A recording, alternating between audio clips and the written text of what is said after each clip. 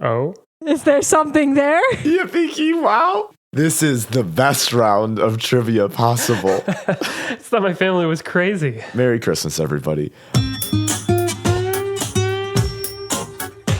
Welcome to Things I Got Wrong, your general trivia podcast that normally has a healthy dose of internet and media things.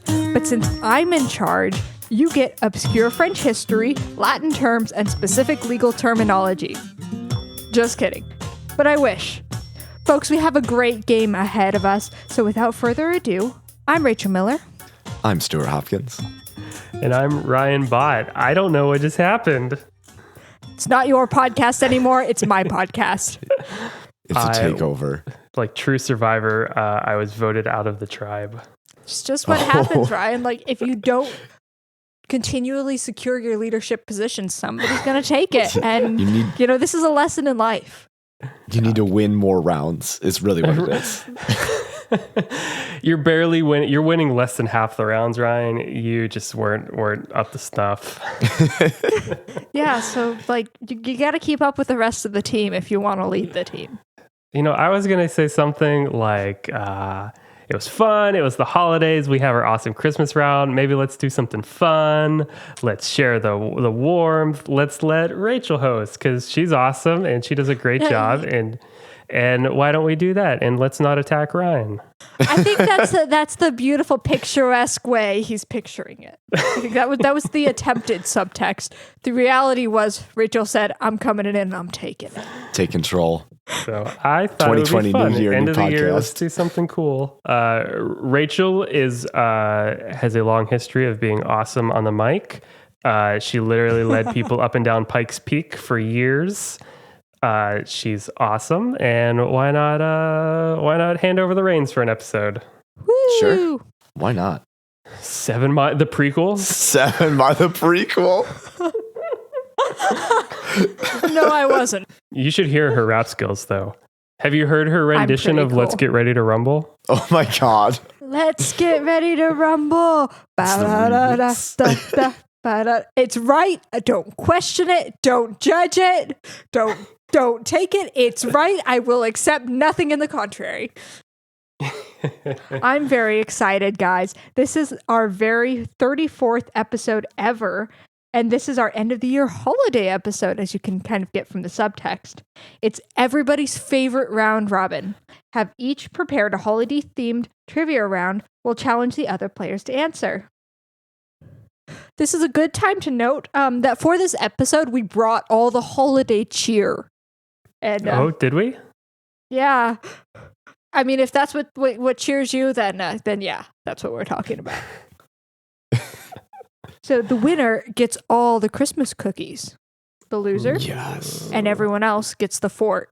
I think it's actually a pretty fair deal, actually. But fort's fine. There's presents there. I'm going to take archery lessons in the spring. Yes, she is, dude. Yeah.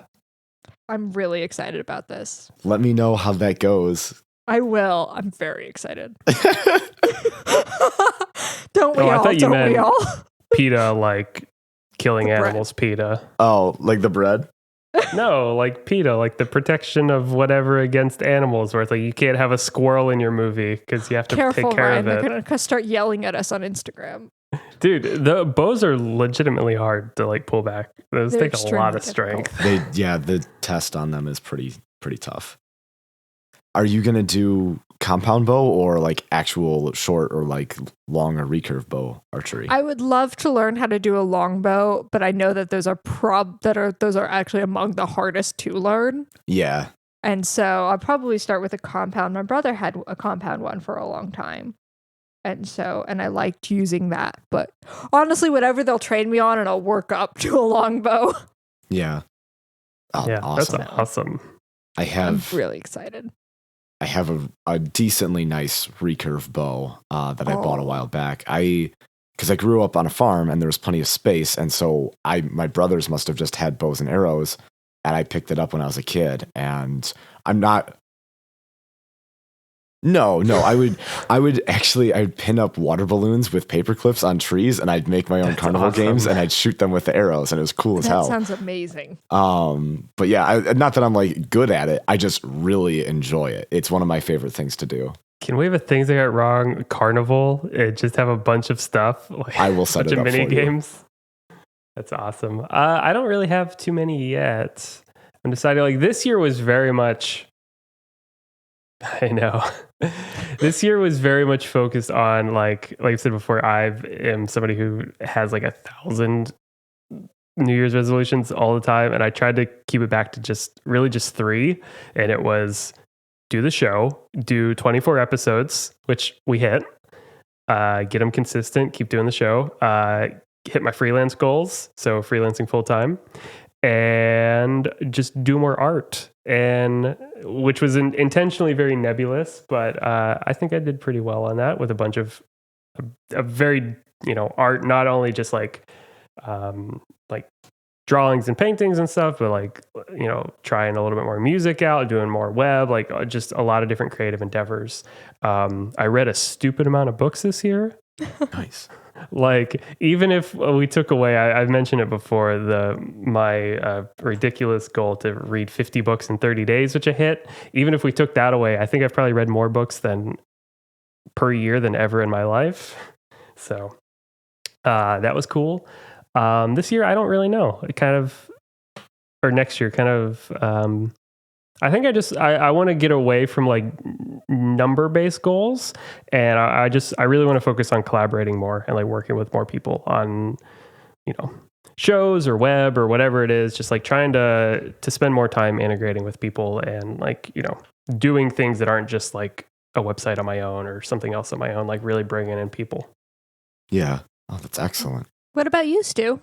What resolutions do you have? I got stuff I need to fix around the house. Hey, that's fair. I mean, is like there's things that it's like that's got to get done. Like I got to finish that this year. Like fix the tool shed because it's rotting out, and I found raccoons, possums, and squirrels living in there this year. Oh. It's a nature preserve. I love it. I love the furry friends. It's like Snow White over here. Right, but it's I can't. Dude, possums hiss. They don't bite. They're all bark, no bite. All hiss, no bite. Until your kid drags one in by the tail. Sometimes they do piss. No, I got like a task list essentially of like things I absolutely have to do next year. Otherwise, I want to get back to playing more guitar. I haven't done that in a long time. Yeah. Kind of along the same. I've never jammed with anybody because I don't even know the chords. Nothing wrong with that. Yeah, but regardless, so yeah, getting back to that, and then kind of along the same lines as Ryan is like being more artsy, specifically with like drawing or painting. I actually really love doing that, and I don't allow myself to do it nearly enough. I kind of occupy my time with other things, and I need to get back to that. Well, that sounds great. Yeah, totally. That sounds great, guys. I think it's going to be a great year coming up. Gosh, we all seem like such good people. And with that in mind, let's cut back that very positive statement and watch us do maybe okay on trivia. So let's get going with our first round. Stu, the stage is yours. Thank you, Rachel. Alrighty, in the Christmas spirit or holiday spirit, my round of trivia is over Christmas traditions. Oh.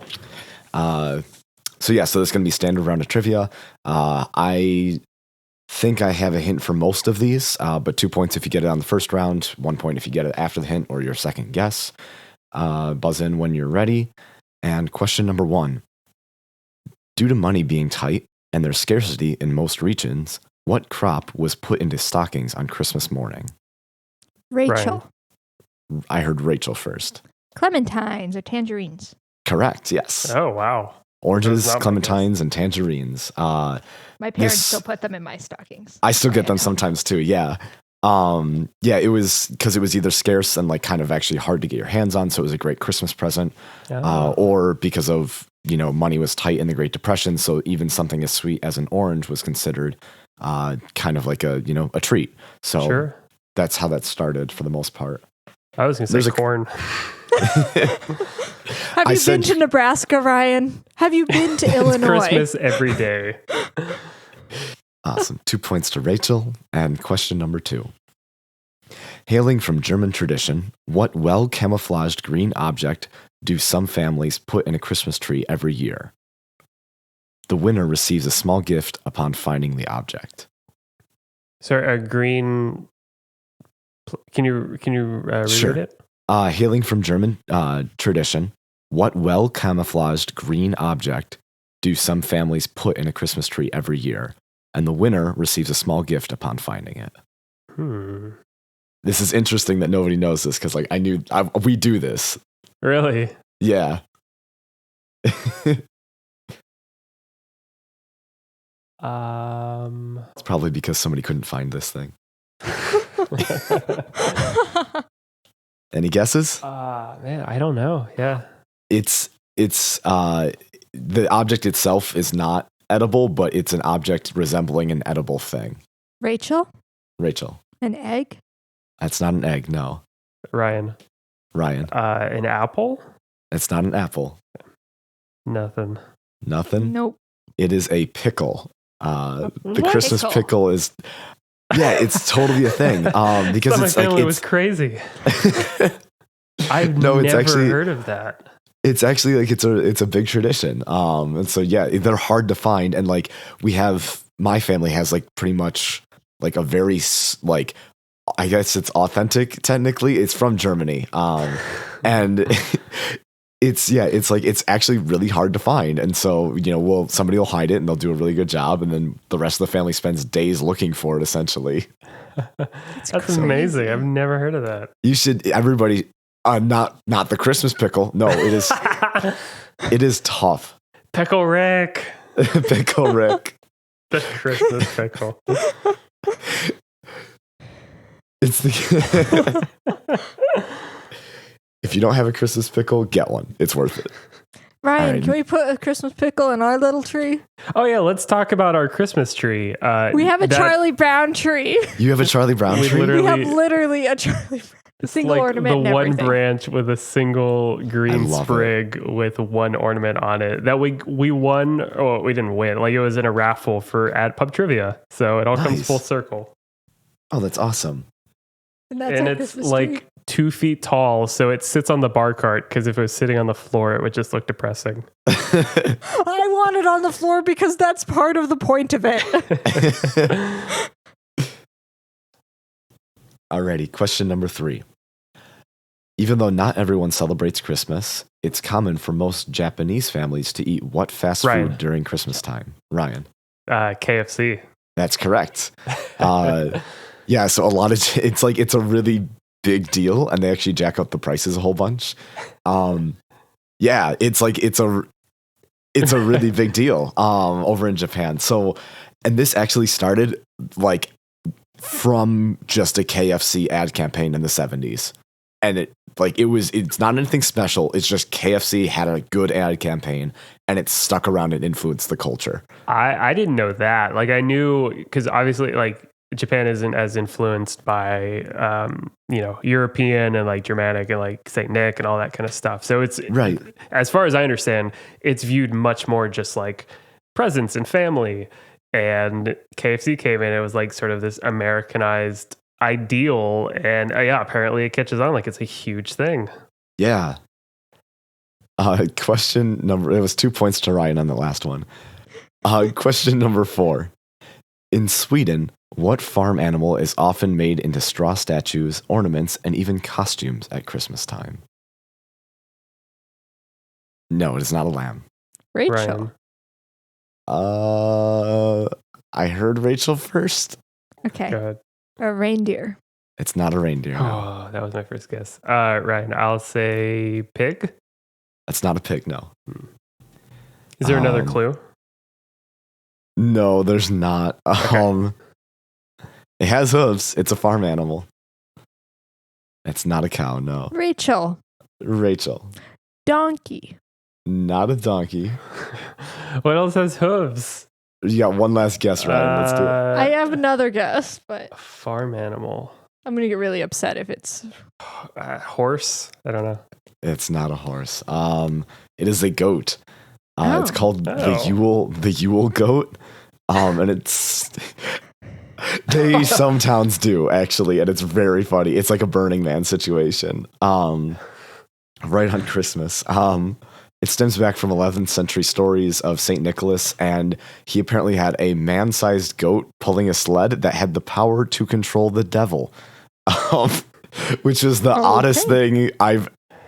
America really dumbs down these things. Now it's just a reindeer with a dumb blinking nose. Right. We could have had goats on fire that control the devil. Like, it would have been fine. It was just so odd. I couldn't not include it. I like it. No points on that one. Question number 5. What TV program used to run on a continuous loop during Christmas Eve and Christmas Day from 1966 to 1989? Sorry, can you repeat it? What did you say? What TV program used to run on a continuous loop during Christmas Eve and Christmas Day from 1966 to 1989? Ryan. Charlie Brown? No, it's not Charlie Brown. This one's a little tricky. 1966 and 1989. It has since seen many reboots and remakes, both amateur as well as professional, after the first set caught fire. I can go again. I have no guess, so... All right. I was going to say Star Trek. It's not Star Trek, no. All right. It's the Yule log. What?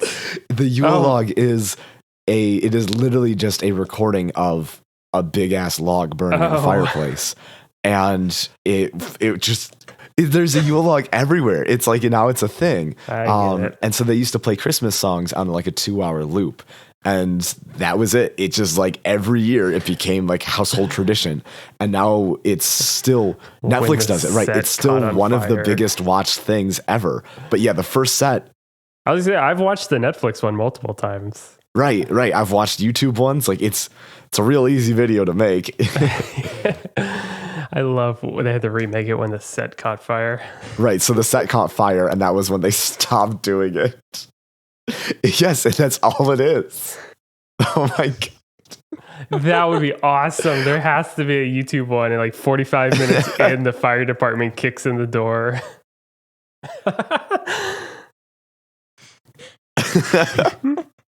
We need to make this. I love it. Oh my gosh, that's awesome. Question number 6 and the final question of my round. What dessert has been a Christmas time tradition since Roman times? Dang. Off the bat, yeah, this treat can be seen as an heirloom, projectile, illegal substance, and paperweight. Yep. My dad is obsessed with it. Is he really? He loves it. Like, they special order it and everything, and it's heavy, and it's definitely a weapon. It's because of that alcohol and sugar, it doesn't spoil for such a long time that some families even keep this as heirlooms, and the longest one on record is 25 years old and still like edible. Oh my God. Merry Christmas, everybody. Merry Christmas. Ryan, you're a player this time. What round do you have prepared for us? Yeah, but it's my round. All right. It is your round. It's all you. All right. I have what was a lot of fun to make, and we'll find out how it goes. This is poorly translated Christmas movies, where I take iconic lines from some of the top Christmas movies and I ran them through Google Translator into one language, then into another, and then another, a few more times, then back into English. Oh my God. For each movie, I have 2 poorly translated quotes. You have to answer with the movie, and I will give you a little bit of a clue that it will help you a lot, I think, if you focus more on the spirit of the words than trying to piece together a direct translation. Yeah, it's the spirit. All right. Question number 1, like I said, I have 2 I have 2 rounds or 2 questions for each of these, so I can give them both. Question number 1. Also, if these sound out of place and the English sounds very broken, it's intentional. Trying to do my best here. Question number 1. How can I give Kris Kringle a parking ticket on Christmas Eve? What is the next step? The Easter Bunny rabies vaccine? Rachel. Santa Claus? Not Santa Claus. How can I give Kris Kringle a parking ticket on Christmas Eve? What is the next step? The Easter Bunny rabies vaccine? I have another guess. Do you want me to give the second clue first? Yeah, sure. Why not? All right. Second clue is Happy Christmas, dirty beast. Rachel. Rachel. Charlie Brown. Not Charlie Brown. No, I know what it is. Yes, this is Home Alone. Oh. So the real quote is, how can you give Kris Kringle a parking ticket on Christmas Eve? What's next? Rabies shots to the Easter Bunny? And then the more iconic line is, Merry Christmas, you filthy animal. Oh. Yes. All right, question number 2. You should know something. First, you will see rubber on the street and leave it there. They are not free candy. Oh, Stu. Stu. Elf. Yes. Yes. 2 points there. You got to read the other ones though, because this is gonna be good. Yeah. First one, like I just said, was you should know something. First, you will see rubber on the road and leave it there. They are not free candy, which is, well, there are some things you should know. First off, you see gum on the street, leave it there. It isn't free candy. The second one, I actually have 3 on here. I couldn't decide. So I have 2 extra ones here. So second one would have been meat and cheese, not Santa's emotion. Which would be, you smell like beef and cheese. You don't smell like Santa. And the third one is, our ancestors have tried the 4 main types: pepper, sugar, maize sugar, and syrup. What? Oh my God. This is the best round of trivia possible.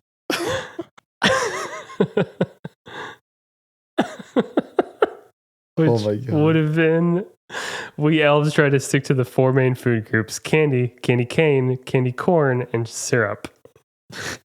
So, of course, my favorite Christmas movie, that would be Elf. All right, 2 points to Stu there. Question number 3. Well, you're a deer. Your name is Rudolph. The nose is red. Nobody likes you. Rachel. Rachel. Rudolph. Not Rudolph. Well, you're a deer. The name is Rudolph. The nose is red. Nobody likes you. Second clue. Don't forget the monster. I know they have short and good hair. His hands can be cold and soft, but I think they are really good. Oh, Stu. Stu. The Year Without a Santa Claus? Not The Year Without a Santa Claus. Don't forget the monster. I know they have short and good hair. His hands can be cold and soft, but I think they are really good. No guesses? This would be The Grinch. Oh, man. So first one would have been, all right, you're a reindeer. Here's your motivation. Your name is Rudolph. You're a freak with a red nose and no one likes you. The second one said, don't forget the monster. That would be, don't forget the Grinch. I know he's mean and hairy and smelly. His hands might be cold and clammy, but I think he's actually kind of sweet. That would be The Grinch. So no points there. Question number 4. This one's a little tough. It is already serious. 2 dogs. Dare. What is this? Thanks to dogs over the Trinity. So like I said, you really got to parse some words out here, but it would be a very iconic line. It is already serious. 2 dogs. Dare. What is this? Thanks to dogs all over the Trinity. Second clue is, I want to give the Red Knight a 200-gram lens. Oh, no, baby, you are opening your eyes. Stu? Stu. Is this Die Hard? This is not Die Hard. Any guesses? I want to give the Red Knight a 200-gram lens. Oh, no, baby, you are opening your eyes. All right, this is A Christmas Story. Really? It is already serious. 2 dogs stare. What is this? Thanks to the dogs all over the Trinity. You would know this as now it was serious. A double dog dare. What else was there but a triple dog dare? And then the coup de grace, all dares, the sinister triple dog dare. Oh, man. The second one would be, I want a Red Ryder carbine action 200 shot range model air rifle. Oh no, you'll shoot your eye out, kid. Nice. All right, no points there. Question number 5. I promise I will never think of returning to a tall building. God, do not let me die. I promise I will never think of returning to a tall building. God, do not let me die. Rachel? Rachel. Is this Die Hard? Yes. Darn it. This is Die Hard. Nicely done. That would have translated to, I promise I will never even think about going up in tall buildings again. Oh God, please don't let me die. And the second clue probably wouldn't be too hard. It's yippee key wow. Great. Yippee key wow. Instead of yippee ki That would be Die Hard. Nice job. 2 points to Rachel there. Question number 6. Last question of this round. What do you want? What do you want or need a mouth? Just say a word and slow down the wheel. Hello. This is a good idea. Mary, give me a month. Stu? Stu. Is this a Santa Claus? No. What do you want? Rachel? What do you want, Rachel? Is this... Gosh. Is this National Lampoons? Not National Lampoon's Oh, that was a Christmas good guess. Vacation. What do you want? What do you want or need a mouth? Just say a word and slow down the wheel. Hello. This is a good idea. Mary, give me a month. And second clue. Every time you ring, an angel gets a wing. Yes, this would be... It's a Wonderful Life. The first one, the one about what do you want? Do you need a mouth? Mary, give me the month. Is what is it you want, Mary? What do you want? You want the moon? Just say the word. I'll throw a lasso around and pull it down. Hey, that's a pretty good idea. I'll give you the moon, Mary. Second one, every time you ring, the angel gets a wing, which would be every time a bell rings, an angel gets its wings. Well, that's pretty amazing. Nice job, Ryan. everybody. Yes. This brings us to halftime. Everyone is slow on Christmas morning, slowly easing their way out of the fort, opening their eyes to the Christmas tree and the presents that bestow them. A bunch of wrong answers for everyone. Doing great, guys. Some good. What's that? It's cozy. Quick poll. What's everyone's stance on Christmas music?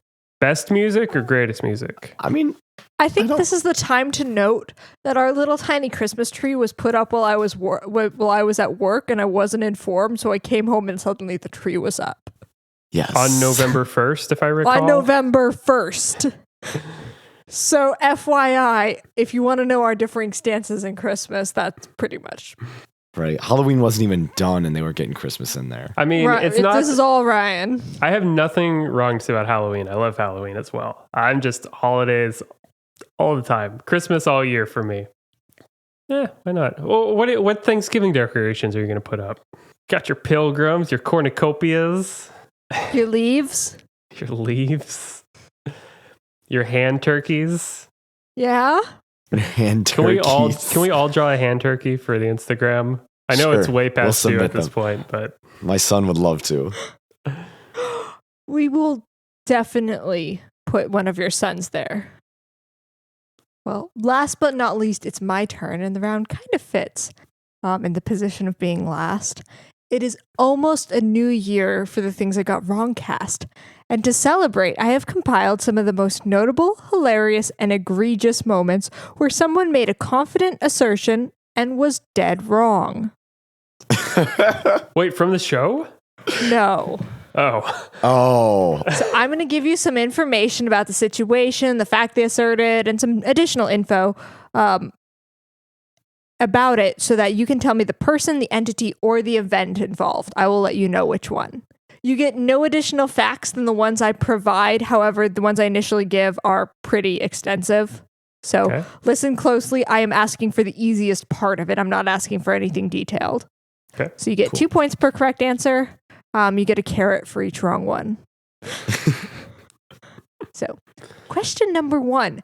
This actress appeared on a late night show in 2011 with Conan, where she confidently corrected Conan, saying that the word snuck does not exist and that it is instead sneaked. Conan pulled out a dictionary, proving her wrong. Who is this actress? Ryan.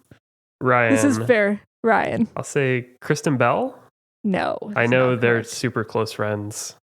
No, this particular actress, like this thing gets huge on the internet every couple months. Oh, this particular incident. I know. I've seen this around. Stu, do you have a guess? I have no idea. Actors and actresses is probably one of my worst categories other than geography. Unless they've been on The Simpsons. Right, unless they've been on The Simpsons, apparently. This actress is Jennifer Garner. Oh, okay. Electra. So question number 2. On June 17th of this year, this American Institute of Higher Education was ordered to pay $44.4 million for incorrectly claiming that a small business, Gibson's Bakery, practiced racial profiling when they did not. Ryan, we've had this question in trivia. Hang on, sure. Can you repeat that? Okay. On June 17th of this year, this American Institute of Higher Education was ordered to pay $44.4 million for incorrectly claiming that small business Gibson's Bakery practiced racial profiling. And I should clarify here, when there was no evidence that they had done so. Ryan. Go ahead, Ryan. UC Davis? No. Stu, do you have a guess? I really don't. Yale? This is actually Oberlin College. I've never heard of that. It's a small college. This particular bakery, when it was accused, somebody was caught shoplifting. There was an accusation of racial profiling. And then there was a defamation suit that followed because apparently the school had supported people protesting it when there was no financially supported people protesting it, hurting the business, spreading things, saying stuff. But it hadn't. This is what happens when you get things wrong in the real world. Yeah, jeez.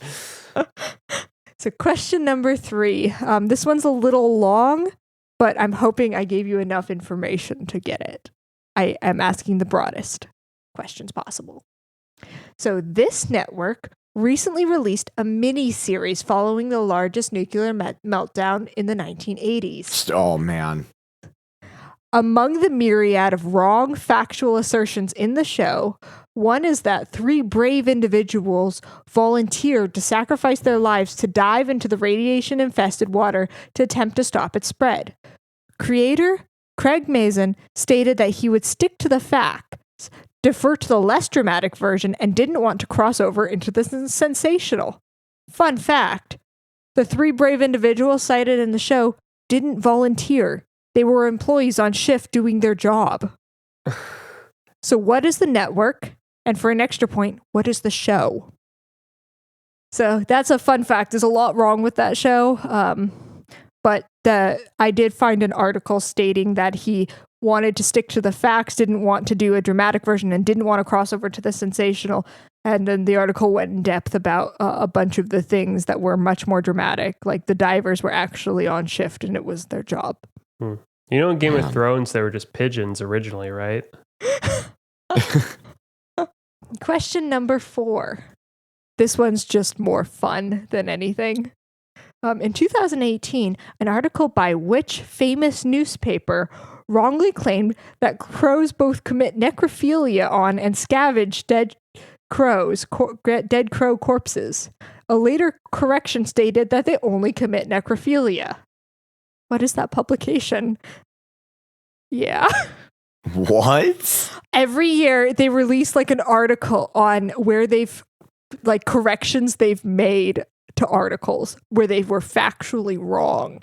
And this was one of them. They said that they also scavenge them. They don't scavenge them. They only commit necrophilia. I should just stick with my gut. I knew that would have been like, that was the obvious answer. I should have jumped on it. It was an article about a scientific study. It was interesting. Question number 5. The same publication, the New York Times. The same publication as the above question in another article regarding the president's misstated and incorrect facts on trade deficits, misquoted a journalist due to a satirical plug-in calling a significant downturn the time of shedding and cold rocks, instead of the comment and much more serious name it is known by now. What is that name it is known by now? The shedding and what of cold rocks? So they had a satirical plugin in their computer, according to the article, that led to them calling this downturn the time of shedding and cold rocks, instead of the actual name for this economic downturn. You guys all know this one. Ryan, leaving no stone unturned? No. Is this is this an economic time period, like an economic situation? Yes. Okay. Is this the .com burst? No. This is actually the Great Recession, 2008. But apparently this journalist or somebody writing the article had a satirical plug-in for replacement of things, and instead of writing the Great Recession in quotes, they wrote the time of shedding and cold rocks. It was like some kind of like satirical plug-in having to deal with snakes. I don't recall what exactly it was. So weird. Huh. But things you got wrong. Yeah, that guy. So if you guys ever do have a chance of looking up the New York Times corrections, A+. They're very interesting and hilarious. And last but not least, you guys thought you could get away without an obscure French history question. Oh, I'm here tonight and I'm in charge. So this French philosopher claimed, and most of society has since accepted the claim, that Marie Antoinette stated, "Let them eat cake," in response to her people begging for bread. There is no evidence to support this claim. Who is that philosopher? French philosophers for 400, Alex. Ryan. Oh. Okay, Ryan, go ahead. I don't even know if he's French. Voltaire? He is French. He is much later. Actually, I think, no, he's earlier, but he didn't say this in any case. Okay. So the question was, this French philosopher claimed, and it has later been accepted by most of society without question, that Marie Antoinette stated, "Let them eat cake," in response to her people begging for bread. But there is no evidence to support this philosopher's claim. Who is that philosopher? Dude, I don't even know philosophers, apparently. I think one of them had a stone. I have no idea what you're referring to, Ryan. Philosopher's stone? Oh, I get it. Oh. It transcends Harry Potter, dude. This is Jean-Jacques Rousseau. I believe he said, "I think, Rousseau. therefore I am." I don't recall. He might not have been the person that said that. No, that was not Rousseau. Correction. This is why you don't say things if you're not sure. You're the problem. You are on the next version of this test. I am part of the problem. So, Ryan, what are our scores? Are you ready for this? No. We have myself with 2, Rachel with 4, and close as you can get, literally, because it's 10-10 tie. Oh my God. Oh man. Let's do this. Christmas miracle. Oh my gosh. Not again. We're not doing that. All right. So we are going to have a tiebreaker round. And it's Christmas. Christmas movies make me think of a lot of things, but Christmas scenes in other movies make me think of Harry Potter. So, in the 7-book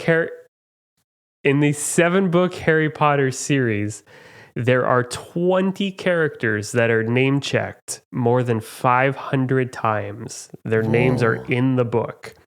Alternating between the two of you, go one by one, naming somebody on this list. If you miss a name or you repeat a name, you are out. This is specifically the top 20. And I will say there are names that are top 20 that have been name checked more than 500 times. There are people just below that at 493, 486, 469, 467. So be careful. Okay. Let's see. Bold choice. That would be number one at almost 19,000 name checks over 7 books. Wow. That's even more than I thought it would be. Yeah. Stu. Ron Weasley. Ron Weasley. Number 2. Number 3. Dumbledore. Number 4. Number 5. Snape. Number 6. Number 9. Sirius Black. Number 8. Where's number 7? Where's number 7? I just want to cue the Harry Potter song at this moment. Need an answer.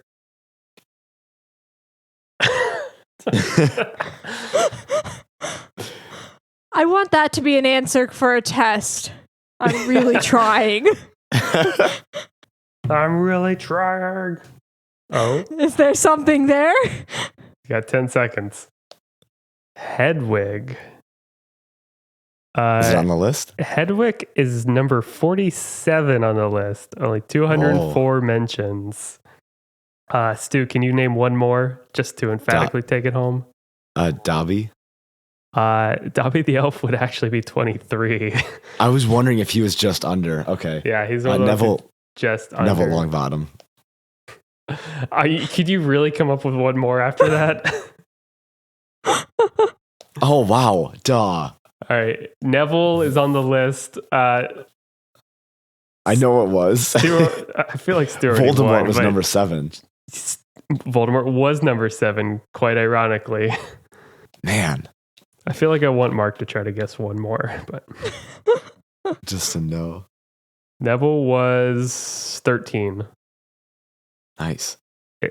All right. Thanks. Congratulations, Stu. That's it.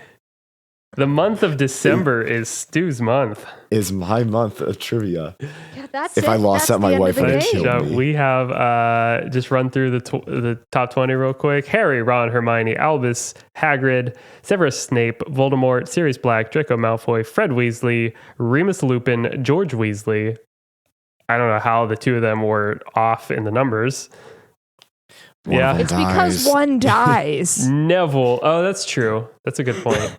Neville, Arthur Weasley, Ginny Weasley, Minerva McGonagall, Molly Weasley, Doris Umbridge, Alistair Mad Eye Moody, and Vernon Dursley. And then 21, Cornelius Fudge, Peter Pettigrew, number 22, and Dobby going Jordan on it, number 23.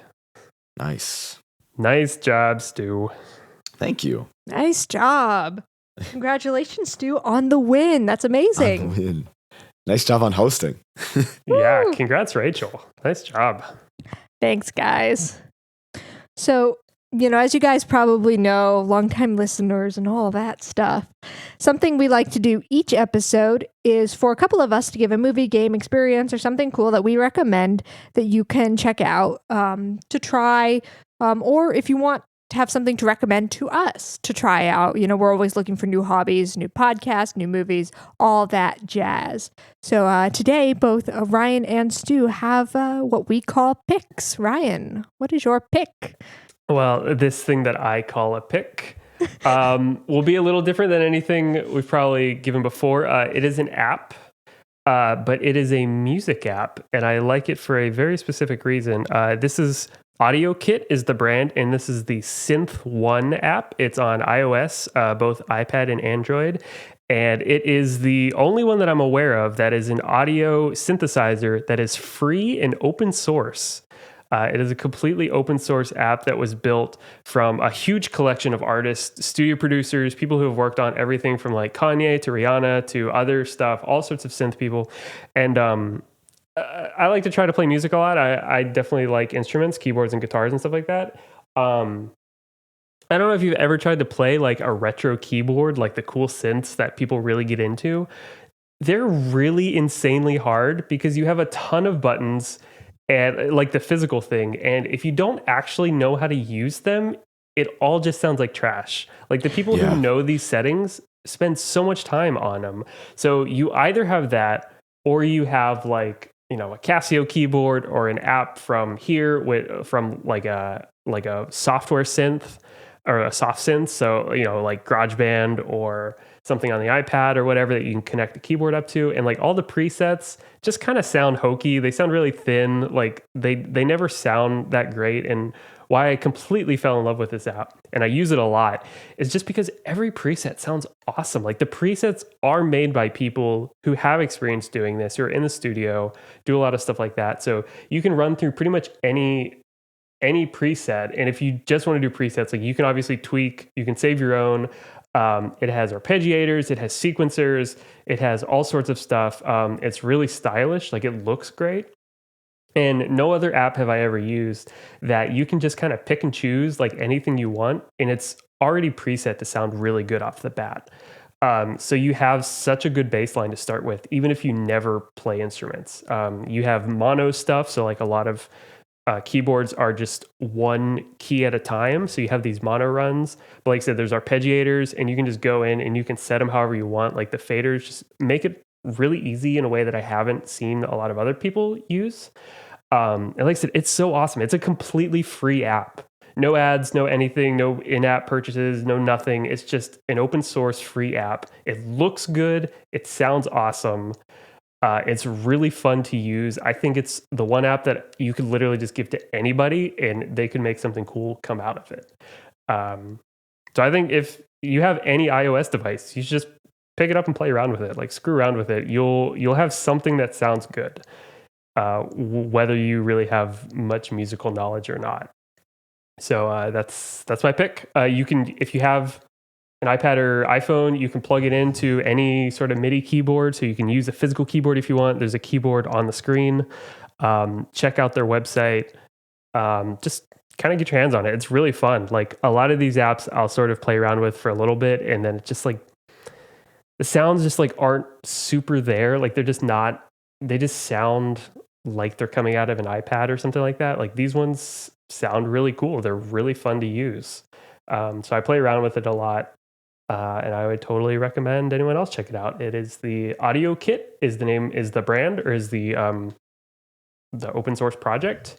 They have a couple other things on their website as well, but this is the app. It is the Synth One, and it's on both iPad and iOS. Like I said, it is completely free, so definitely worth checking out. I think there's an artist called Ronald Jenkins that has a song called Synth One as a tribute to that. Oh, cool. App specifically. I'm pretty sure. That I haven't used this, but I know about this and I can attest to how amazing it is.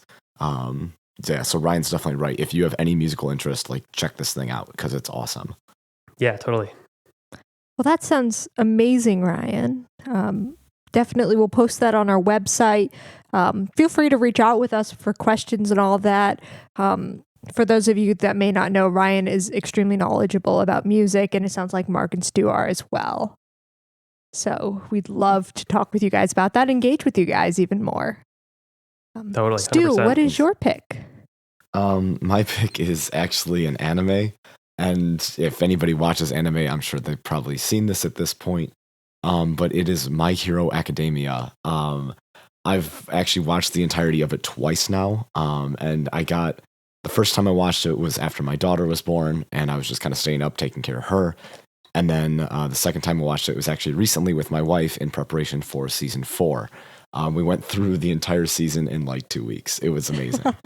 So it is a show that essentially is based on the premise that like superpowers are a regular thing now, and a lot of people are born with them, and essentially like what society and the world would look like if there were superpowered people all the time, both villains and heroes. And so it's about this kid going to essentially a superhero academy, and which is why it's called My Academia, or My Hero Academia. And so yeah, it's about the story of this kid and becoming the world's greatest superhero, and it's amazing. Ooh, how many seasons is it? Awesome. It's on season 4 now. Season 1 is short. It's 13 episodes. And then seasons 2 and 3, actually, I think it's like, it's like 50 episodes between the two of them or so. You have to give it a couple episodes, as always with anime. Sure. But, oh my God, by the end of season 1, you're like super sucked into it.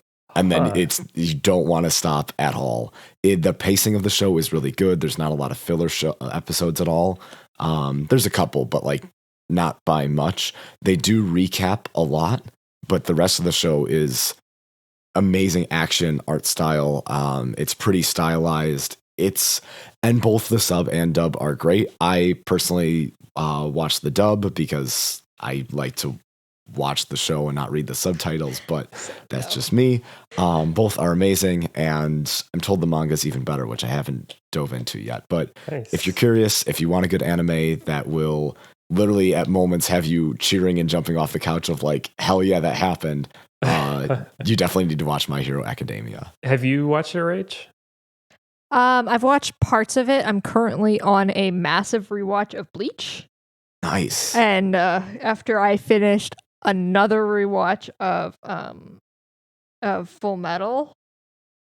So I have a question, because like I think I've said before that I probably want to like anime more than I have, like, but I love what I feel like most people probably think is kind of basic and dumb, as in like I really love Avatar and Korra, and like oh my God, I love Avatar. I liked the first half of Death Note, but I don't know that much else about anime. Is it so? A, I want to know, is it sort of like X-Men? And B, is it super like, the one thing I don't like about anime is like the super like childish, huge eyes, like kawaii craziness. Or is it more adult, or is it more like, I'm really curious. It's more cartoonish. Okay. Like you should look at it, just like Google My Hero Academia, and you'll see Sure. the art style for it and take a look at it. It has like there obviously like there's always anime tropes that get played into it and stuff. Like there's like a dude that's a total creep and everything, but it's in a sense kind of X-Men like. There's moments that are very serious and very intense, and there's also moments that are super not serious. It's a modern day anime, so like it doesn't take itself too seriously, but it knows how to definitely invoke a lot of powerful emotions in you. Neat. How are you watching it? I watch it on. So I actually watch it on the Funimation Now app, which is on. That. Yes, it is the greatest. Like, because it used to be VRV was like where you got Funimation stuff, and then Funimation said, "F you guys, I'm gonna go make my own app," and they did, and it's way cheaper and better. So anything that's Funimation, which is a lot of anime, is on that app, which is also on Fire Sticks and smart TVs now, and that's how I watch it. Nice. It's also on Hulu if you want it, but it has a ton of ads. Yeah, I'm just looking at it now. I see it on Hulu, maybe Netflix. I don't know about Netflix. Looks like there might be a dub on Netflix. At least it's in the search results, and then Funimation and Crunchyroll. Yeah, I'm really curious. Funimation is the better of those. Funimation is the better one. Yeah, right? I would imagine so. Yeah. Cool. Yeah, so definitely, if you're curious, go check it out. Like I said, give it a couple of episodes, and you'll be pleasantly surprised. I mean, it picks up after about 3 to 5, and then by 8, you're like, I don't want to stop watching this whatsoever. Interesting. They do a good job going over all the characters of the class and what their powers are, and kind of spending time with them. You get pretty attached to them. What's an example of a power or a couple powers? Right. So like there's one of the main rivals of the main character of the show. He sweats nitroglycerin, and then he can actually ignite it from his palms. And so he kind of has this like fireball explosive quirk, and which makes him super powerful. Otherwise there's, it could be something as simple as like spitting acid, but some of these powers give characters and people mutations, so they look weird. Some of them are really strange and some of them are totally normal people. It just depends on what your power is. Like there's one of this woman who just grows into, like, she's called Mount Lady. She just grows into the size of a mountain essentially, and can just like use that to the best of your abilities. Or it could be like controlling fire or shooting ice out of you, stuff like that. Nice. Well, I want to check it out. Christmas is the time to have extra time to check out random shows like that. That's exactly why I said you should probably watch it over Christmas break, because it's a really good show. So yeah, that's it. Just go watch My Hero Academia. Wonderful. Well, thank you so much for sharing your picks, guys. And we are always so excited to share these with everyone. If you guys have a pick of your own that you think the listeners would enjoy, or you think we would enjoy, or even if you have something like a trivia topic idea you would like us to try out, you can email us at thingsigotwrong@gmail.com, or you can contact us on our Instagram at thingsigotwrong. Yeah. Also, a side note push, everyone should follow us on Instagram. There, I'm active there. I'm usually the one posting. You can find me there. You can chat with me there. Or you can chat with any of us there. Like us, share us with your friends, share us with your family. Your support means everything to us. Your support is what allows us to grow. Seriously, we get so excited when other people are chiming in. Like, so we've had multiple people from like Britain just messaging us and just saying that they like the show, and people just messaging in and saying like, hey, this is just like a really easy, like, I love the trivia. I love that it's easy to listen to. We love listening to it together. And that I know makes all of us so happy. It makes me particularly happy.